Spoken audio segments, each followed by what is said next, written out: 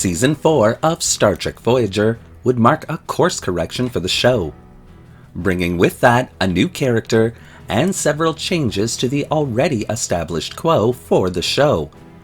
And because of these changes, an initial series-long arc idea would be transformed into one of the fanbase's most favorite two-part episode created for Star Trek Voyager, Year of Hell.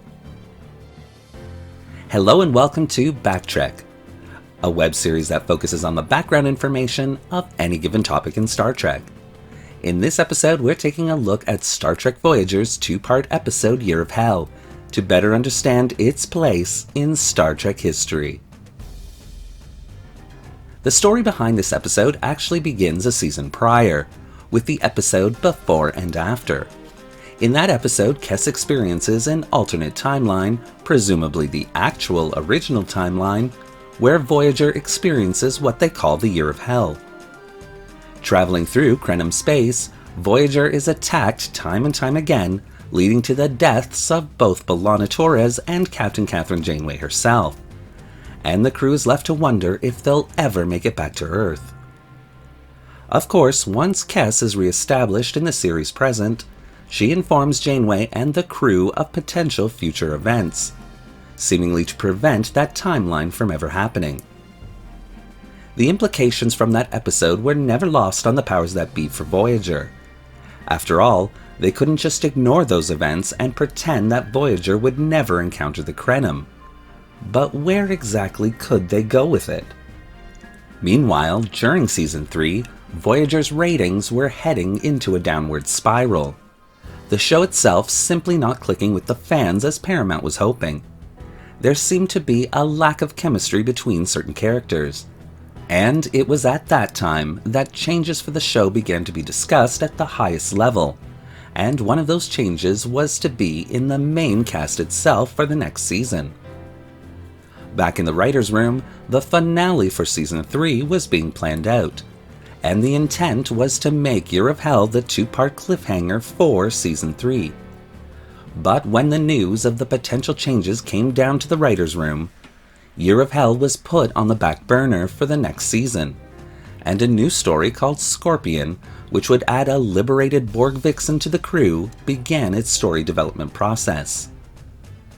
And this process would eventually see 7 of 9's introduction, while simultaneously beginning the exit storyline for Kes, a character actually well liked by fandom.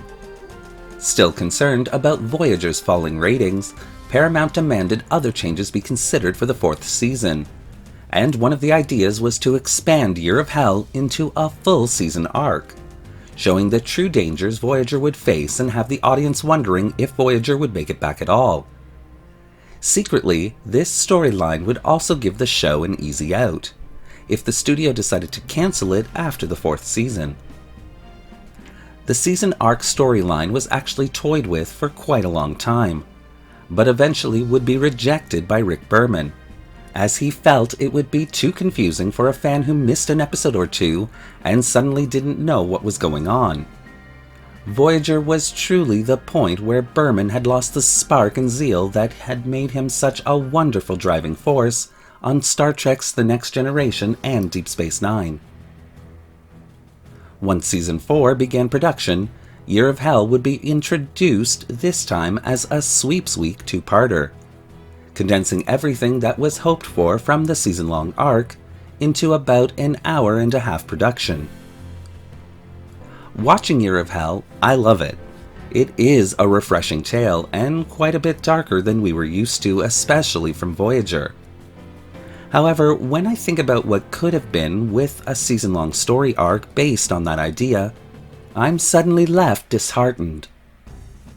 A little bit of Trek trivia for you all here is that this episode actually establishes quite a lot of canon, such as Voyager being 65,000 light-years from home at this time, and of course Captain Kathryn Janeway's birthday being May 20th.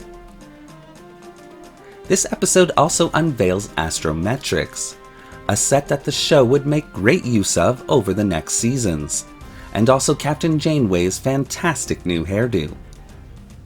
One of the biggest criticisms that fandom has always had about Voyager is its seemingly endless supply of spare parts, and that virtually every week we have a shiny-looking starship that had forgotten everything that had happened the week before.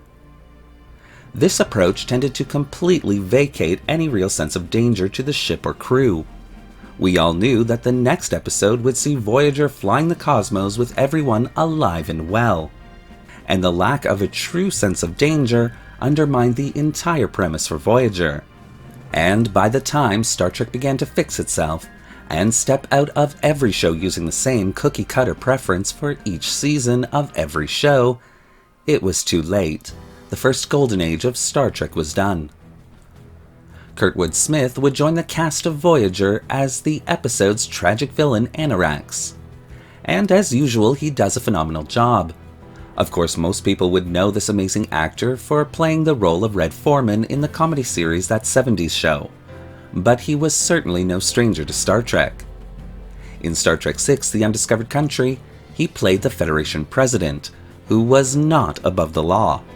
And he played Thrax in the Star Trek Deep Space Nine episode, Things Past. And he still is a part of the Star Trek legacy, as more recently he voiced the character Klar in the Star Trek Lower Decks episode, Veritas.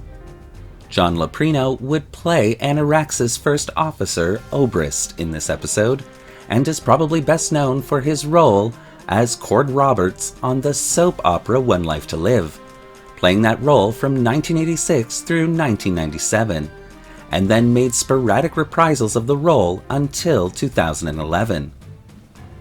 He is also an accomplished television writer, receiving many Emmy nominations over his extensive career. Some more Trek trivia for you all here is this episode references the Next Generation movie First Contact. When Resident Borg 7 of 9 tells Harry Kim and B'Elanna Torres that the Borg were present during Zefram Cochrane's first warp flight. This reference to Star Trek First Contact was an in-joke, as Brandon Braga co-wrote both this episode and that Star Trek film. Year of Hell Part 1 had 4.7 million viewers in the US at its premiere, while Part 2 got 5.2 million.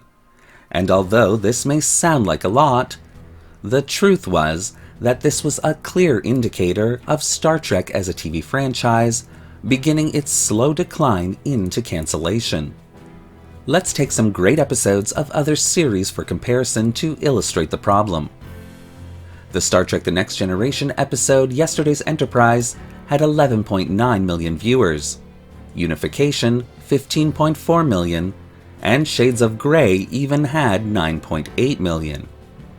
On Star Trek Deep Space Nine, the episode The Search received 8.1 million views. The Way of the Warrior got 8.5 million, while Move Along Home had a whopping 6.3 million views. I hope you're starting to see the problem here.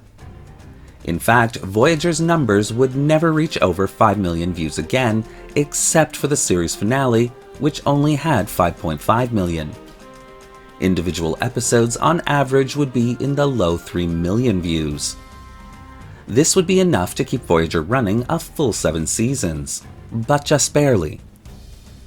So, although a great episode for Voyager, when you consider what this episode could have meant for the series as a whole, I don't think anyone out there could justifiably say that they aren't wondering if perhaps, had this episode been a season-long story arc, it might have changed everything for Star Trek at the time. Nevertheless, this episode is still a fan favorite, and still one of my favorite Voyager episodes. And that in itself has earned this episode its place in Star Trek history. The ultimate weapon. We have all eternity to accomplish our mission. Does not destroy. Captain, there's a spatial distortion heading toward us. It erases. All organisms and man-made objects have been eradicated. Now Voyager gets caught in the crossfire. All hands brace for impact. Can a device that alters time ever be destroyed? It's trying to erase us from history. On the next Star Trek Voyager.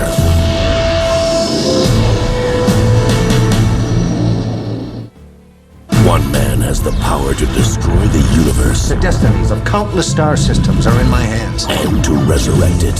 Thousands of worlds, billions of lives, gone, brought back, gone again.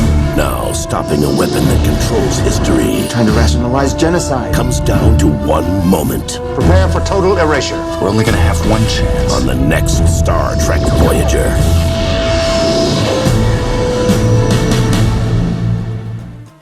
Thank you for watching today's episode of Backtrek. What do you think of the Star Trek Voyager 2-part episode Year of Hell? Do you wish it had been a season-long story arc?